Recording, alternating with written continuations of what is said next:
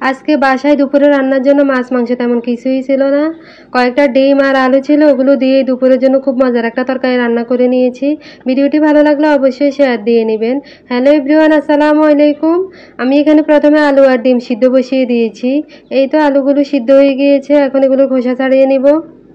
এই দিক থেকে আলু ডিমের খোসা ছাড়িয়ে নিয়েছি, এখন এগুলো গ্রেটারের সাহায্যে গ্রেট করে নিচ্ছি। আপনারা চাইলে হাত দিয়েও ম্যাশ করে নিতে পারেন। যেহেতু আমি আলু ডিমের কোপ্তা কারি রান্না করব, যার জন্য এভাবে গ্রেটার দিয়ে গ্রেট করে নিলে খুবই ভালো হয়। এখানে আস্ত কোনো ধরনের মশলা ব্যবহার করব না।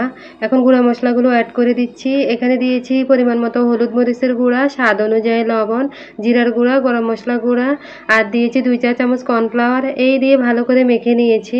এখন কোপ্তার আকারে বল বানিয়ে নিয়েছি। কোপ্তাগুলো ভাজতে হবে। এই পর্যায়ে তেল গরম বসিয়ে দিয়েছি। কোপ্তাগুলো ডিমে চুবিয়ে ভাজতে হবে।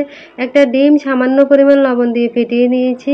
এদিক থেকে তেল হালকা গরম হয়ে গিয়েছে। এই পর্যায়ে ডিমে চুবিয়ে তেলের মধ্যে এপাশে ওপাশে উল্টে পাল্টে গোল্ডেন ব্রাউন করে ভেজে নিয়েছি।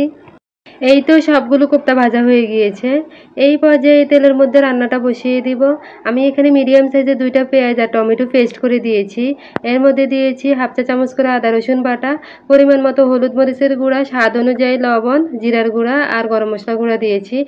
আর আস্ত মশলার মধ্যে দিয়েছি এলাচ, দারচিনি, তেজপাতা। এখন মশলাগুলো কিছুক্ষণ তেলের মধ্যে ভেজে পরিমাণ মতো পানি দিয়ে মশলা কষিয়ে নিয়েছি।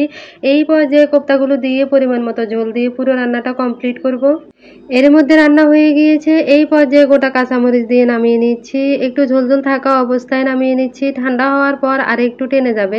আজকের এই রান্নাটা এত মজা, না রান্না করে খেলে বুঝবেন না। আপনারা অবশ্যই এভাবে করে একবার হলেও বানিয়ে খাবেন। মাছ মাংস ছাড়া শুধুমাত্র ডিম আলু দিয়ে এত মজার একটা কোপ্তা কারি হয়, না বানিয়ে খেলে বুঝতেই পারবেন না। আজকের মতো এখানেই বিদায় নিচ্ছি। নেক্সট ভিডিওতে আবারও দেখা হবে। আল্লাহ হাফেজ, আসসালামু আলাইকুম।